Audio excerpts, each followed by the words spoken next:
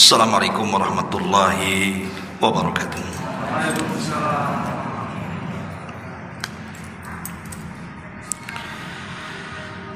Alhamdulillah wassalatu wassalamu ala Rasulillah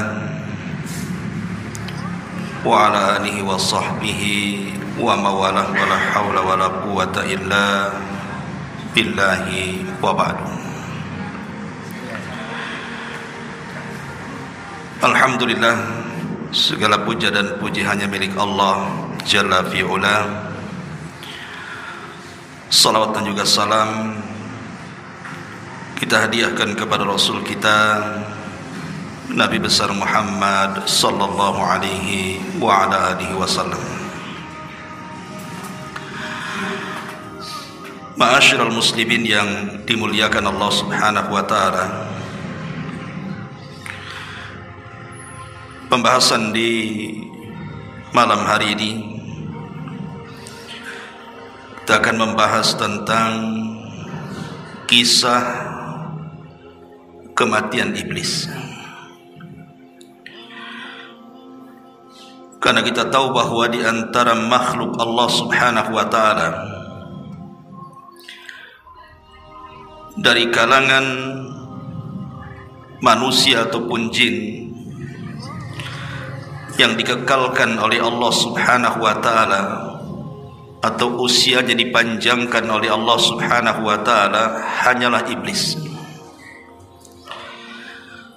Tapi bukan berarti iblis tidak akan mengalami kematian.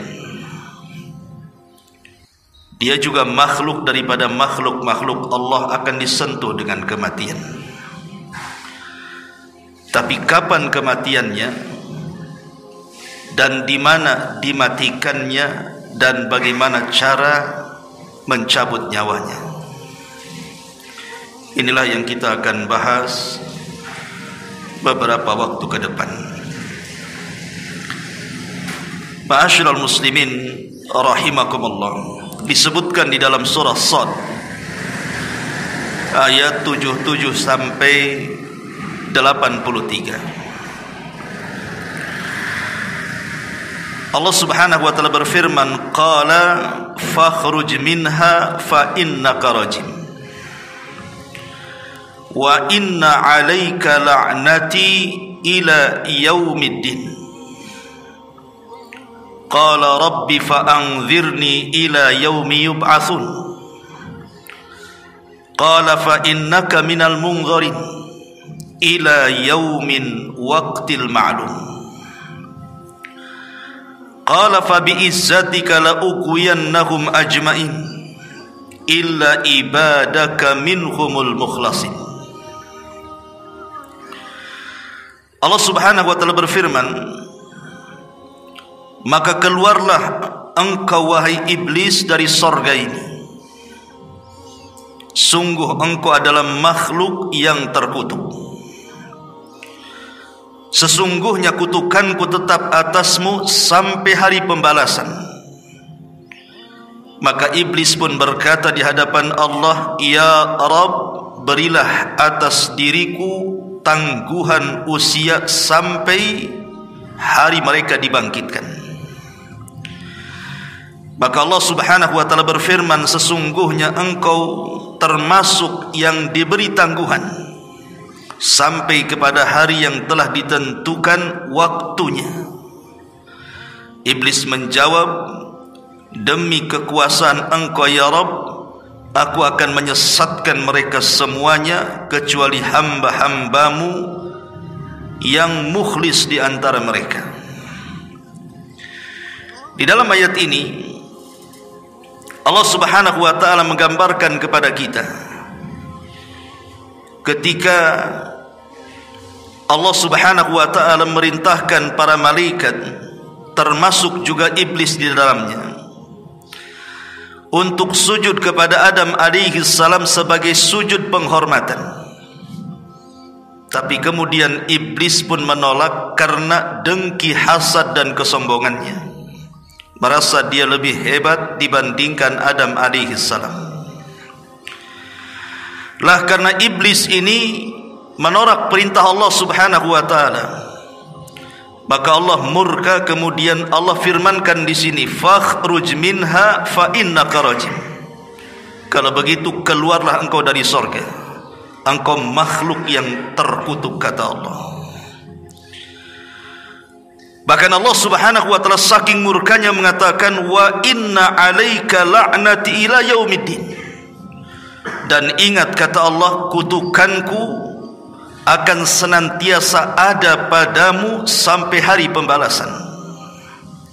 Disinilah kemudian iblis meminta kepada Allah subhanahu wa ta'ala untuk ditangguhkan usianya. Dan dia mengatakan, qala rabbi fa'anzirni ila yaumi yub'atsun. Ya Rabb, kalau begitu tangguhkanlah usiaku sampai hari mereka dibangkitkan. Jadi iblis itu sebenarnya meminta kepada Allah subhanahu wa ta'ala untuk tidak mati selamanya. Sebab kalau seandainya iblis kemudian dihidupkan sampai manusia dibangkitkan, artinya iblis tidak pernah mati. Karena kita tahu bahwa tiupan sangkakala itu kan menurut pendapat yang kuat 2 kali.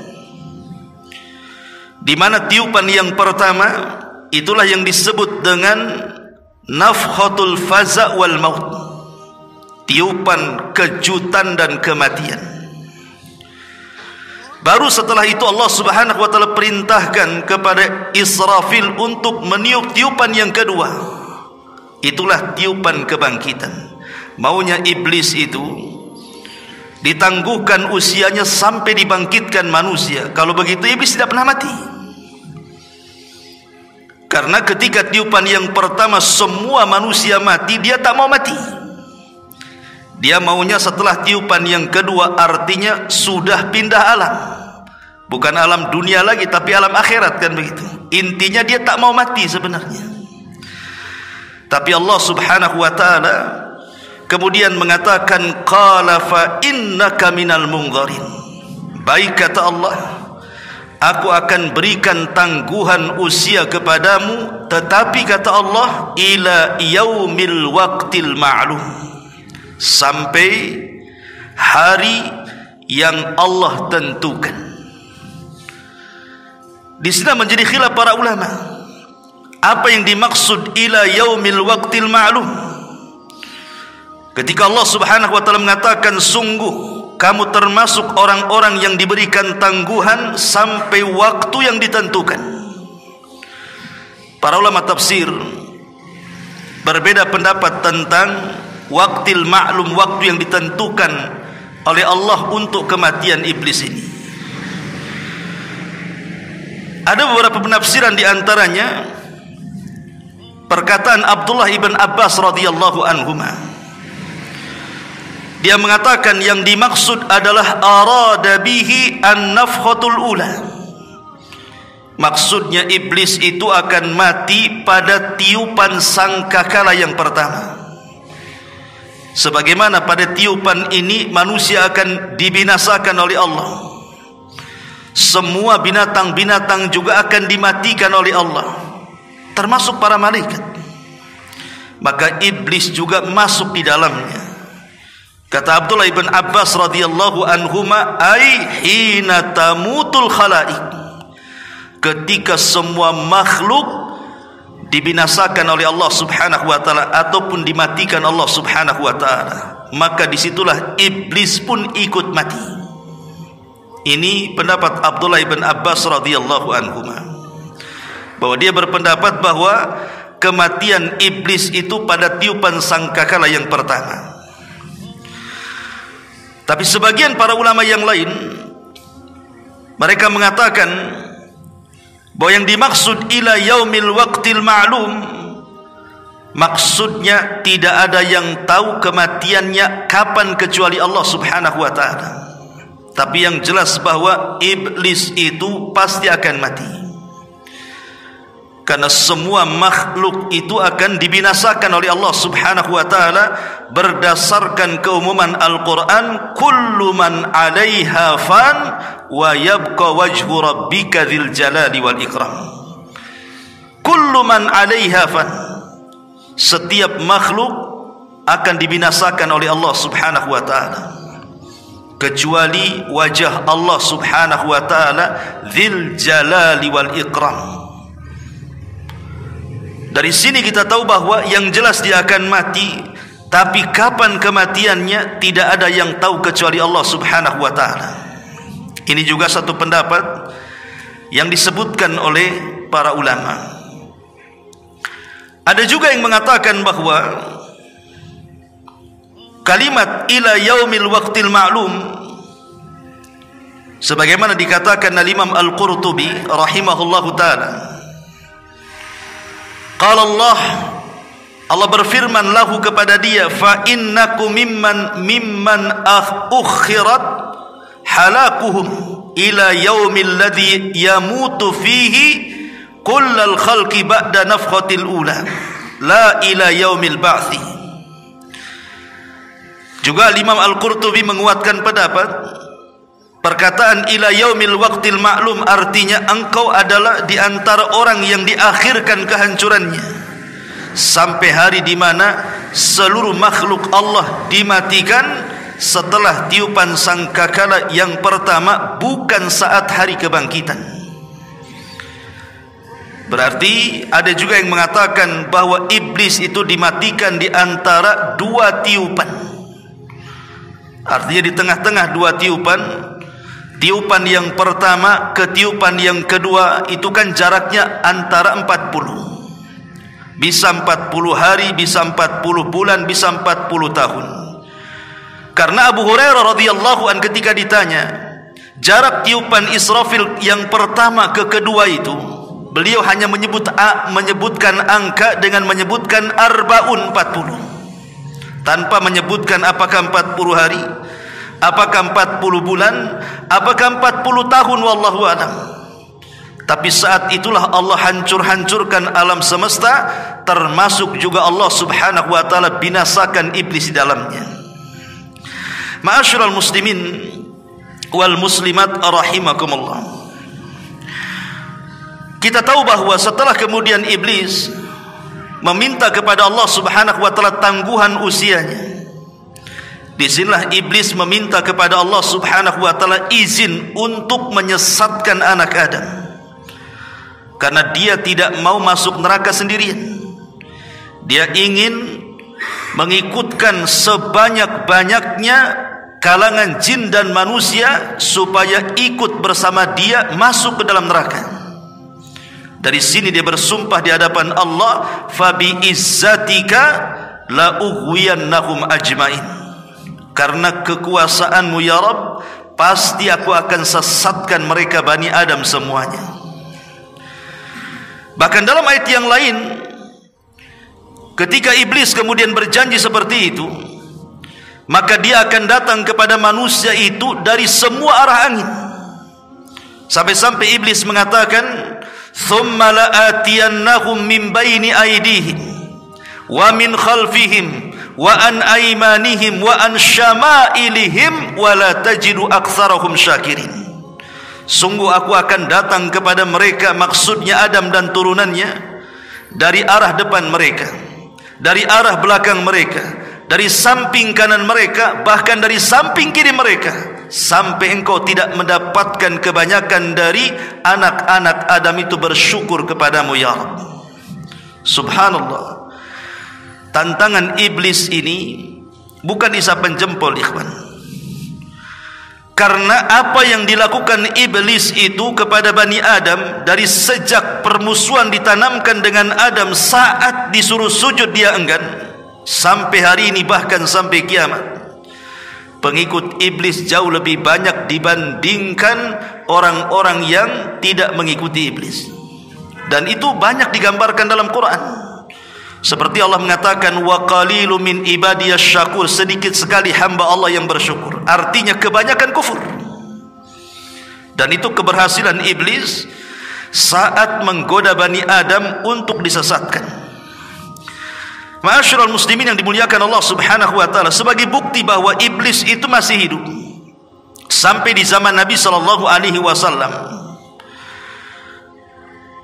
Allah Subhanahu wa taala menggambarkan bagaimana iblis pernah terlibat dalam perang Badar, di mana iblis itu menjadi kompor bagi orang-orang musyrik Quraisy untuk melawan Nabi sallallahu alaihi wasallam di Badar.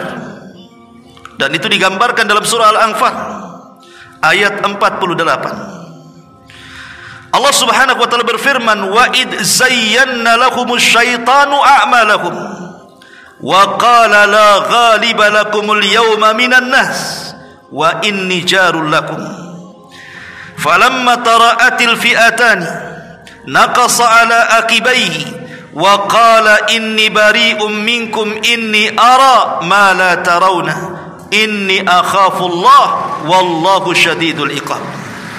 Dan ingatlah, ketika syaitan, maksudnya iblis di sini, menjadikan terasa indah bagi mereka perbuatan dosa, mereka kemudian iblis datang kepada mereka, maksudnya orang-orang kafir Quraisy, kemudian menghasut mereka, tidak ada orang yang dapat mengalahkan kalian pada hari ini, seranglah si Muhammad itu, dan sungguh aku akan menjadi penolong kalian.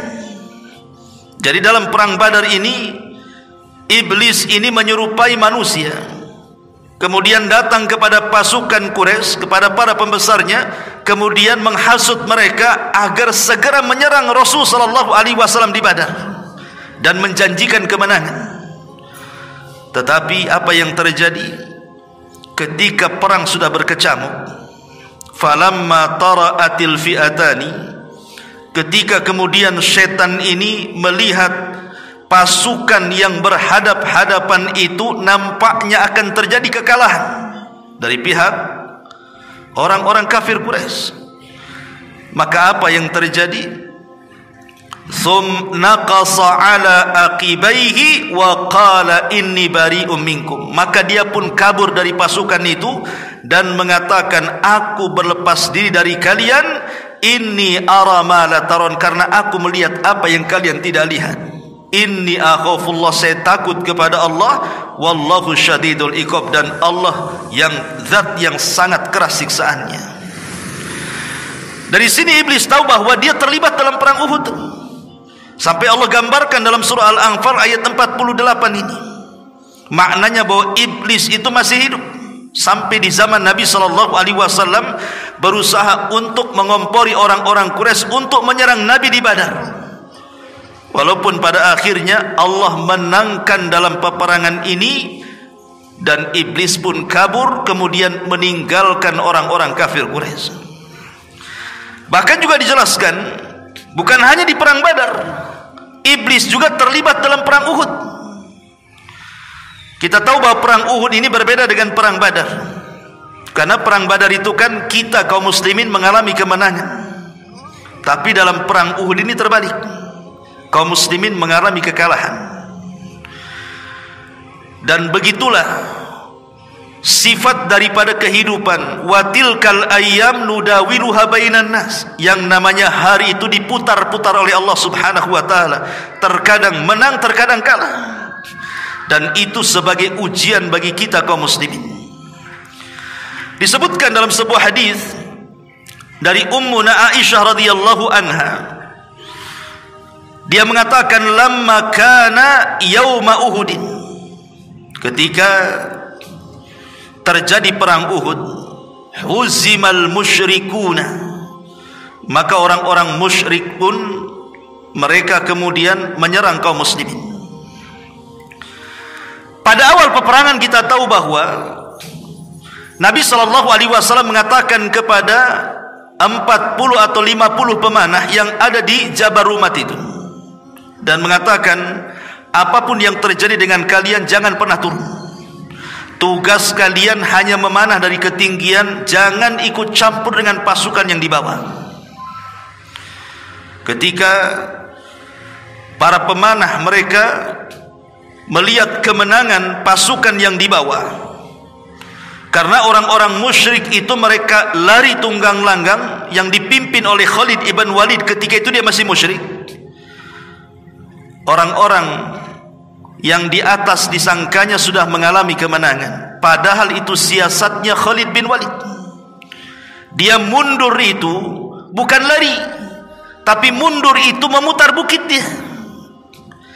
Ketika para pemanah ini akhirnya kemudian tergiur dengan ghanimah, harta rampasan perang yang ditinggalkan begitu saja, mereka turun. Hanya beberapa orang yang bertahan di atas bukit itu. Lah saat mereka turun itulah, maka iblis pun berteriak. Fasaha iblis, kata Aisyah radhiyallahu anha, dia mengatakan, maka iblis berteriak, ai ibadallah ukhrakum, faraja'at ulahum fajtaladat hiya wa ukhrahum, fanadhara Hudzaifatu fa idza huwa bi abihi al-Yamani. Wahai hamba-hamba Allah, saudara-saudaramu, orang pertama dari mereka berbalik, dan dia dan orang-orang yang terakhir mereka pun akhirnya saling menyerang dan sebagian mereka gugur. Maksudnya begini, jadi orang-orang yang turun dari atas bukit itu ketika mau bergabung dengan pasukan yang dibawa, maka setan kemudian iblis berteriak seolah-olah yang di belakang itu adalah orang-orang musyrik yang hendak menyerang dari belakang mereka. Lah orang-orang yang dibawa disangkanya itu bukan sahabat, mereka adalah orang-orang musyrik. Akhirnya orang yang di bawah berbalik kemudian menyerang orang-orang yang baru turun dari gunung itu. Akhirnya terjadi peperangan di situ. Padahal sama-sama orang Islam kan. Lihat bagaimana iblis mengacaukan perang Uhud itu. Sampai-sampai ada beberapa sahabat yang gugur di situ. Sampai dijelaskan Hudzaifah ibn al-Yaman yang ada di situ, dia melihat ayahnya al-Yamani dan dia mengatakan, ai ibadallah abi, wahai hamba-hamba Allah, itu ayahku Yaman, jangan kalian bunuh. Tapi namanya perang, kalau sudah berkecambuk itu sudah tidak dengar lagi teriakan kan. Akhirnya dibunuh juga tuh ayah daripada Hudzaifah itu, namanya al-Yamani. Jadi mereka saling menyerang gara-gara kompor daripada iblis tuh. Akhirnya Hudzaifah pun mengatakan, faqala Hudzaifah ghafarallahu lakum, semoga Allah mengampuni kalian, kenapa kalian bunuh ayahku, katanya. Qala Urwah, maka Urwah berkata, fama zalat fi Hudzaifah minhu baqiyatu khairin hatta lahiqa billah. Urwah berkata masih ada sisa-sisa kebaikan dalam diri Hudzaifah hingga dia meninggal dunia. Lihat bagaimana kekalahan daripada perang Uhud itu akibat adu domba yang dilakukan siapa? Iblis. Ya. Ma'asyiral muslimin wal muslimat rahimakumullah. Bahkan bukan hanya iblis datang kepada kaum muslimin yang sedang berperang, dia pun datang kepada Nabi sallallahu alaihi wasallam. Dijelaskan dalam sebuah hadis yang sahih dari Abi Darda radhiyallahu anhu, qama Rasulullah sallallahu alaihi wasallam fasami'nahu yaqul a'udzu billahi minka, thumma qala al'anuka bi la'natillahi thalathan.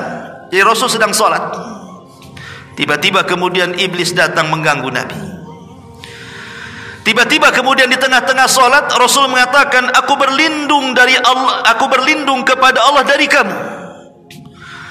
Dan Rasul mengatakan, aku laknat dirimu sebagaimana laknat Allah kepada dirimu. Rasul menyebutkan 3 kali. Maka selesai solat, sahabat heran, kenapa di tengah-tengah solat Rasul berteriak seperti itu, sambil kemudian menjulurkan tangannya ke depan dan berlindung kepada Allah sambil melaknat.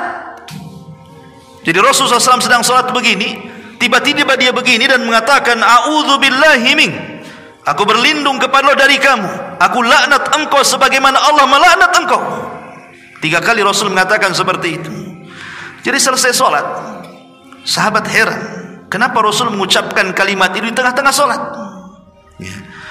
Akhirnya kemudian sahabat bertanya, ya Rasulullah, qad sami'naka taqul fi salati syai'an lam nasma'uka taqulu qabla dhalik.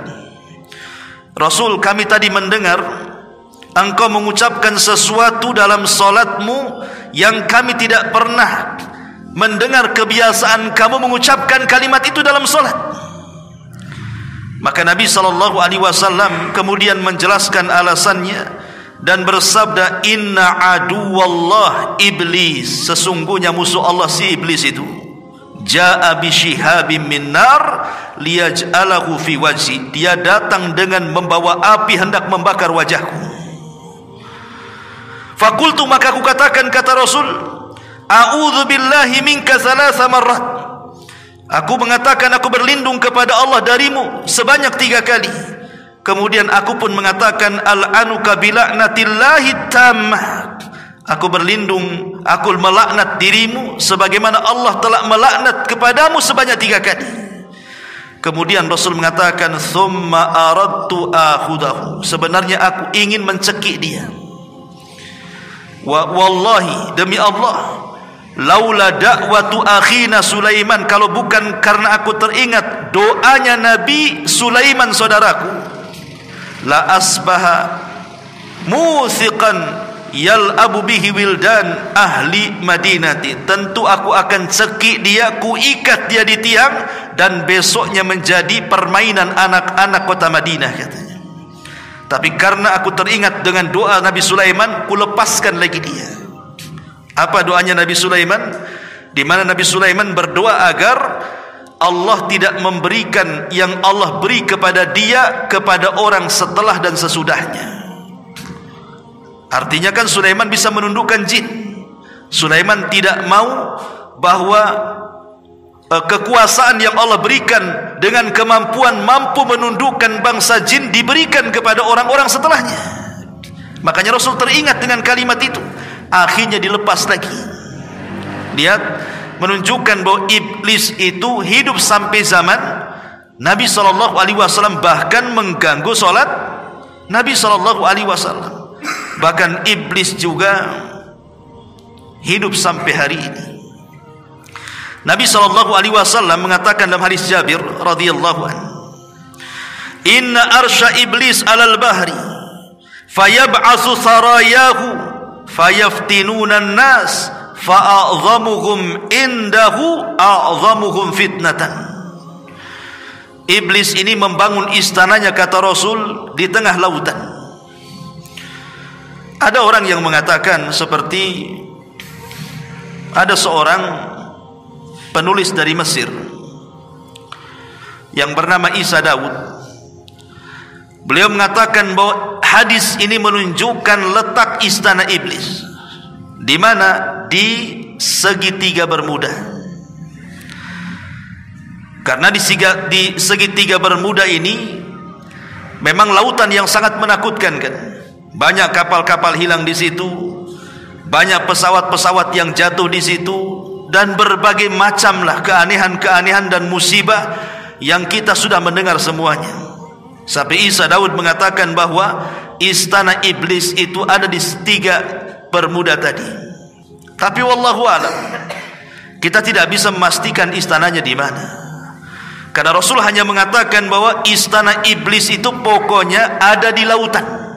Lautan mananya wallahu alam. Karena sampai hari ini juga belum ada yang sanggup menyingkap perkara gaib ini. Cukup kita imani saja. Lah setiap hari iblis ini sampai hari ini, maka dia akan mengutus pasukan-pasukannya untuk menggoda manusia yang ada di daratan. Maka pasukan yang paling dimuliakan oleh iblis adalah pasukan yang sanggup mendatangkan sebesar-besar fitnah bagi manusia. Sampai sebuah riwayat, iblis ini mengutus pasukan. Mungkin di antara pasukan ini ada yang menggoda orang yang akhirnya tadinya sholat jadi tidak sholat, yang tadinya suka puasa jadi tidak puasa, yang tadinya suka membaca Quran akhirnya tidak suka membaca Quran, yang tadinya bersedekah akhirnya tidak suka bersedekah. Tapi iblis menganggap bahwa pasukan yang sanggup menggoda manusia-manusia seperti itu belum ada apa-apanya. Karena itu perkara yang remeh-temeh bagi mereka. Tetapi ketika iblis kemudian melihat ada satu pasukannya yang berhasil mencerai-beraikan rumah tangga manusia. Akhirnya sampai bercerai antara suami istri. Maka pasukan ini paling dihormati oleh iblis, sampai iblis meletakkan piala di atas kepalanya dan mengatakan, anta, engkau pasukan terbaik, engkau pasukan terbaik. Lihat bagaimana iblis ini akan memberikan penghargaan kepada pasukannya kalau dia mampu mencerai-beraikan rumah tangga manusia, karena itu sebesar-besarnya fitnah. Ingat ikhwatu fiddin, iblis itu kalau mengutus seseorang itu kan sesuai dengan kadar iman kita. Kalau kadar iman kita ini rendah, ya tidak mungkin juga iblis mengutus setan yang kuat, kan begitu. Ya paling diutus setan ecek-ecek, kan gitu ya. Ini imannya lemah, ini disenggol aja miring katanya, kan. Yang remeh-remeh saja lah, kan begitu. Tapi kalau ini imannya kuat, ini sudah ngaji, sudah hijrah, ini tidak bisa main kirim seperti itu. Kalau bisa memang pasukan yang dikirim itu yang sudah ada penataran, kan begitu, yang sudah diuji betul-betul, baru kemudian dikirim kepada orang-orang yang kuat imannya tuh. Begitulah bagaimana iblis kemudian berusaha menggoda anak Adam sebanyak-banyaknya supaya menjadi pengikut dia sampai masuk ke dalam neraka. Ma'asyiral muslimin yang dimuliakan Allah Subhanahu wa taala, artinya iblis itu terus berusaha untuk menggoda manusia, sampai Al-Imam Ibnul Qayyim rahimahullahu taala ketika dia menjelaskan tentang bagaimana cara iblis itu menggoda anak Adam, beliau menyebutkan 7 perkara. 7 perkara itulah cara iblis menggoda Bani Adam. Dan 7 perkara ini sesuai dengan tingkatannya, dari yang paling parah sampai yang paling ringan. Yang pertama kata Imam Ibnul Qayyim, al-kufru billahi wa bidinihi.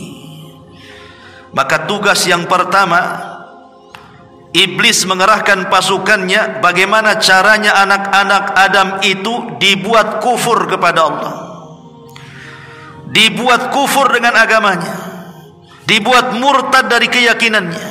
Ini tugas yang pertama yang paling berat dari iblis kepada anak buahnya, buat dia kufur, buat dia murtad.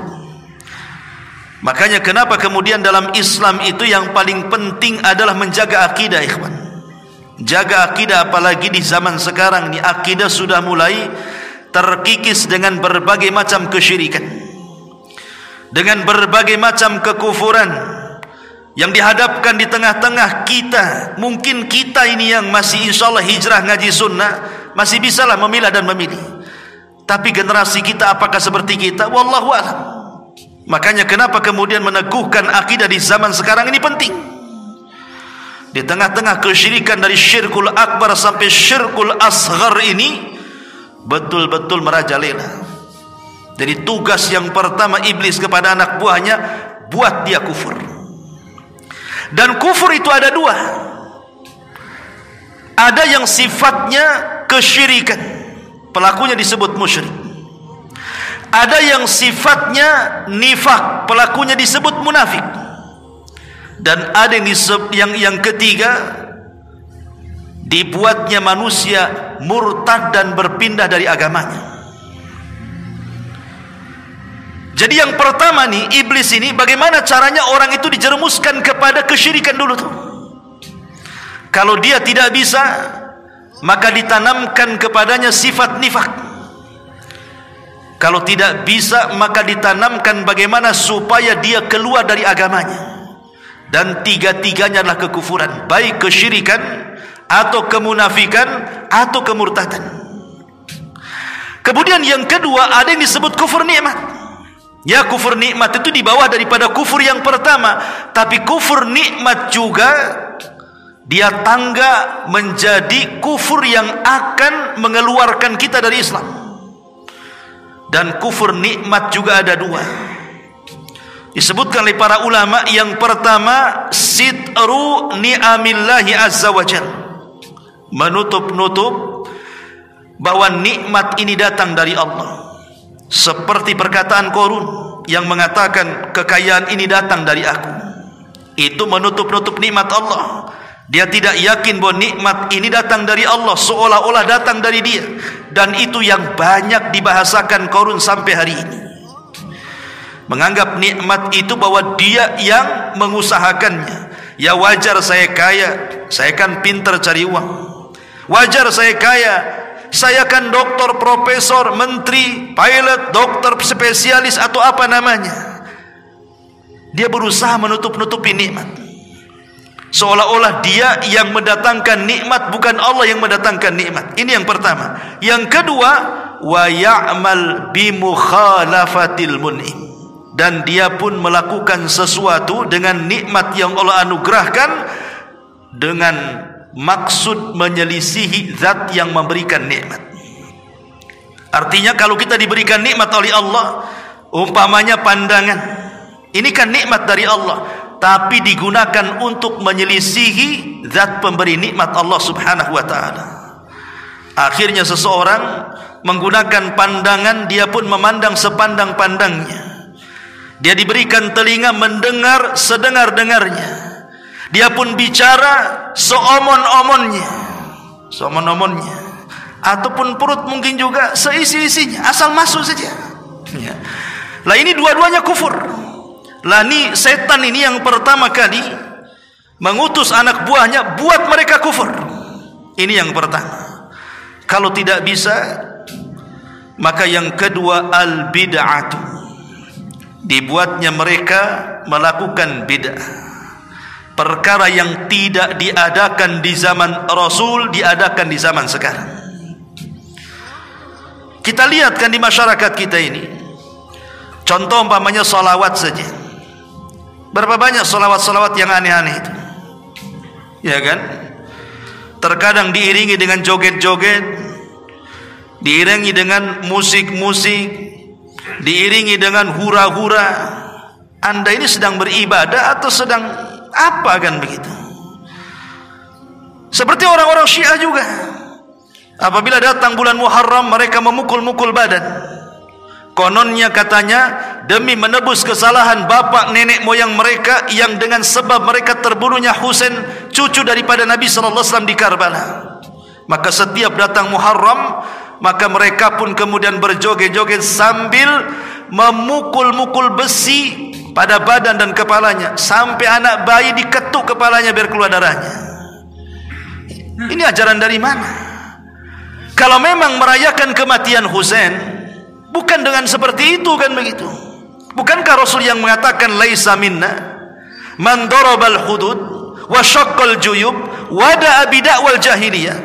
Bukan termasuk golongan kami, kata Rasul, kalau orang sedang berkabung dia memukul-mukul pipinya, dia merobek-robek bajunya, dia berteriak-teriak ala jahiliyah, kata Rasul. Maka ini tingkatan yang kedua.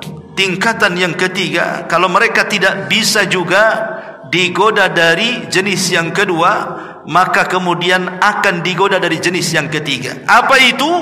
Dicintakan dengan al-kabair, dosa-dosa besar. Digemarkan zina, disukakan khamar, dicintakan dengan judi, disukakan dengan ghibah, dengan namimah, dengan dusta dan begitu semacamnya. Tapi kalau juga tidak bisa lewat yang ketiga, maka akan lewat yang keempat, kata Imam Ibnul Qayyim, as-saghair. Bagaimana mereka disuruh untuk melakukan dosa-dosa kecil. Kalau tidak bisa juga dosa-dosa kecil, maka beralih ke yang kelimanya, disibukkan dengan perkara mubah. Ya, main bola itu mubah saja, tidak ada masalah. Tapi dengan sibuknya dengan perkara mubah, akhirnya gara-gara main bola capek badannya. Ketika sholat mulai pegal-pegal kakinya, enggak khusyuk. Ketika main bola tak ada pegal, ketika sholat datang pula pegalnya tuh. Nah, ini kan bahaya kan. Itu masih mendingan sholat kan, kadang-kadang bablas waktunya. Nah ini kadang-kadang kemudian perkara mubah ini bisa melalaikan. Kalau tidak bisa juga dari perkara mubah, masuk kepada perkara yang keenam, supaya mendahulukan yang tidak afdal dan meninggalkan yang afdal. Dibuatnya sholat tarawih cepat-cepat katanya. Saya pernah bertanya kepada seseorang, kenapa sholat tarawih kok harus ngebut-ngebut kayak gitu? Dia mengatakan yang lambat itu afdal Ustaz, yang cepat itu boleh katanya. Enak kali jawabannya. Lah kalau memang yang lambat itu afdal, yang cepat boleh, kenapa tak pilih yang afdal? Kenapa pilih yang boleh pula, kan begitu? Itulah setan di situ tuh. Dia kemudian dicintakan kepada yang tidak afdal, yang afdal boleh ditinggalkan. Kalau tidak bisa juga, nah ini yang terakhir nih, setan dah putus asa ini. Disitulah dia akhirnya apa?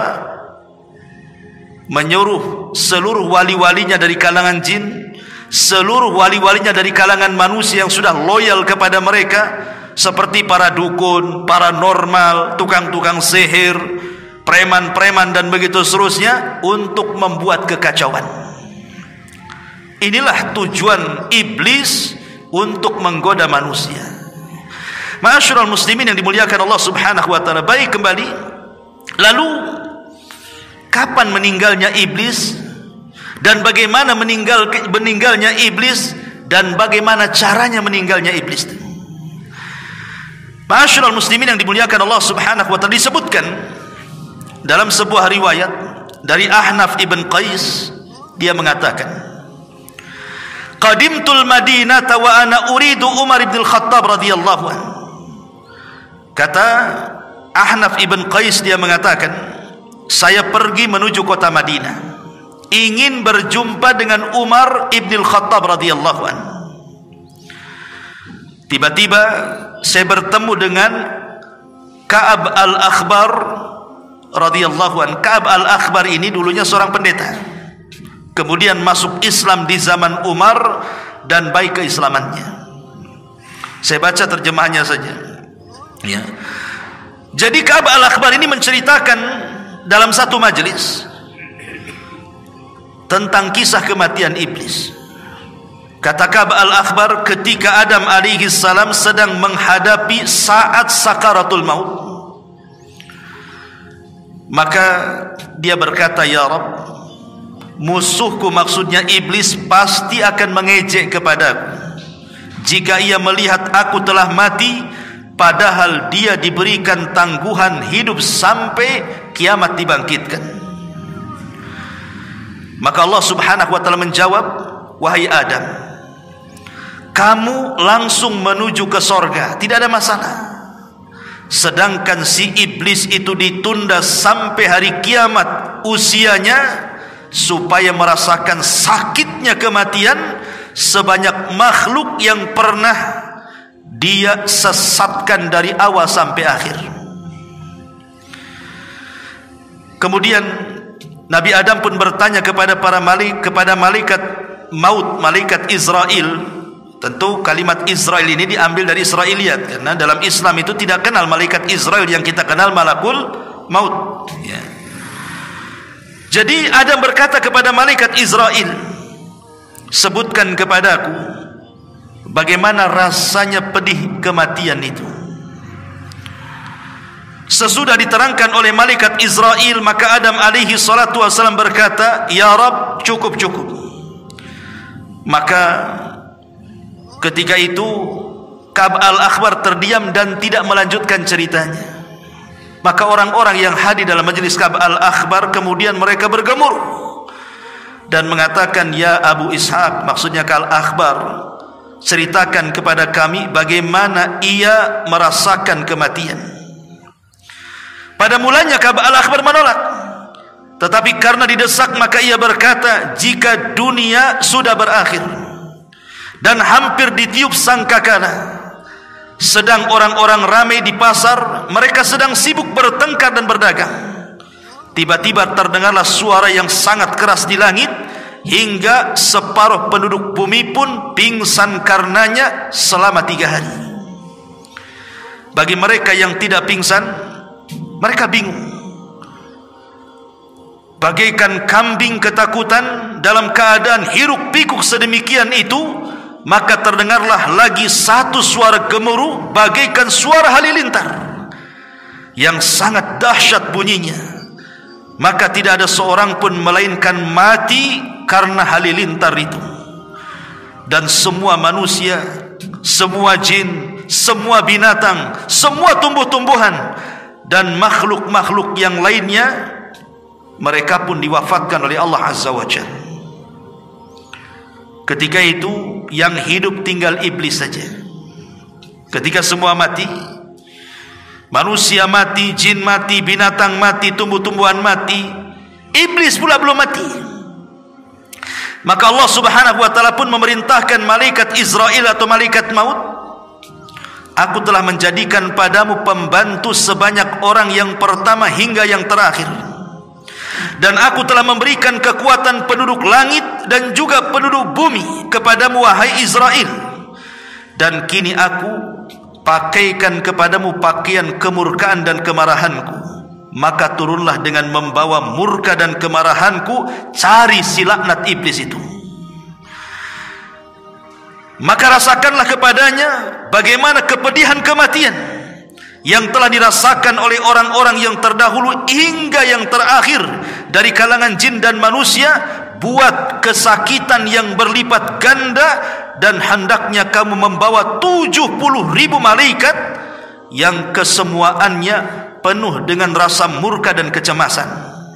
Dan tiap malaikat Zabaniyah membawa rantai dari neraka Ladha, dan cabutlah dengan 70.000 rantai itu dari neraka, dan beritakan kepada para malaikat, terutama malaikat maut, malaikat Malik penjaga neraka, supaya membuka pintu-pintu neraka untuknya, katanya. Maka setelah itu para malaikat sudah mendapatkan perintah Allah supaya datang kepada iblis beramai-ramai.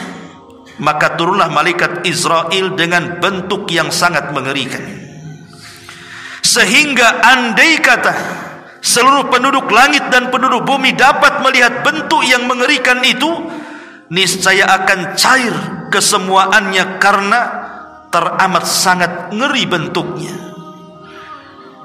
Kemudian setelah iblis sadar bahwa dia sedang diincar oleh malaikat maut, malaikat Israel, maka dia berusaha untuk lari ke timur dan barat, menghindar. Tapi apa gunanya menghindar dari malaikat maut, ikhwan? Akhirnya kemudian Israel pun datang kepada iblis dan membantah dan mengatakan, laknat Allah untuk wahai iblis. Berhentilah wahai iblis, kini aku rasakan padamu kepedihan maut sebagaimana dirasakan oleh banyaknya hitungan orang yang telah engkau sesatkan dalam beberapa abad, dan juga engkau akan merasakan sakit sebanyak orang yang telah kau sesatkan dari seluruh manusia dari awal sampai akhir. Lihat bagaimana Allah Subhanahu wa taala menyiksa iblis dengan kesakitan yang luar biasa saat kematiannya. Maka mendengar hal itu, iblis pun lari masuk ke dalam lautan. Tapi Allah Subhanahu wa taala perintahkan lautan untuk membuang iblis ke daratan. Ditolaknya oleh lautan, dihempaskan lagi iblis dari lautan oleh lautan ke daratan. Maka kemudian iblis pun berkeliling dari semua arah. Ke arah timur dikejar Israel, ke arah barat dikejar Israel. Pokoknya tidak ada arah kecuali dia selalu didatangi malaikat maut. Ketika dia sudah tidak ada lagi jalan, mau kemana lagi tempatnya, akhirnya kemudian iblis pun sampailah di tempat saat Adam dan Hawa diturunkan. Di tempat itulah kemudian iblis melaknat Nabi Adam dan mengatakan, gara-gara engkau wahai Adam, aku menjadi makhluk yang terlaknat, katanya. Dia nyalahkan Adam. Maka kemudian malaikat Israel pun langsung mendekati iblis, karena dia sudah menyalahkan Adam di hadapan kuburan Adam alaihi salatu wassalam. Maka Israel menjawab. Ketika ditanya, wahai Israel, kira-kira engkau akan memberikan minuman kepadaku dengan minuman apa, kata iblis. Maka Israel mengatakan, dengan minuman dari neraka, ladha, dan serupa dengan siksa ahli neraka, dan berlipat-lipat ganda yang engkau akan dapati. Maka tiba-tiba kemudian iblis pun berguling-guling di tanah sambil menjerit sekeras-kerasnya, kemudian berlari ketakutan dari barat timur, terus dia kejar-kejar, sampai akhirnya malaikat Israel pun menghadang iblis laknatullah dengan kawat-kawat yang berduri. Kemudian dia pun mencabut nyawanya. Ma'asyiral muslimin yang dimuliakan Allah Azza wa Jalla, maka ketika kemudian kematian iblis ini terdengar kepada Nabi Adam alaihi salatu wassalam, maka Adam alaihi salatu wassalam mengatakan, Rabbana qad atmamta alaina ni'mah. Dia mengatakan, ya Rabb kami, sungguh engkau telah menyempurnakan nikmatmu untuk kami. Sekarang sudah tidak ada lagi, karena iblis sudah mati di situ. Masalahnya ikhwatu fiddin, riwayat yang panjang ini, riwayat daripada Al-Akhbar ini, itu hanya disebutkan dalam kitab Tanbih Al-Ghafilin, dan kitab itu banyak memuat hadis-hadis yang tidak ada sanadnya. Dan kebanyakan kisah-kisah yang seperti ini bukan datang dari Nabi sallallahu alaihi wasallam, tapi kisah ini datang dari kisah Israiliyat.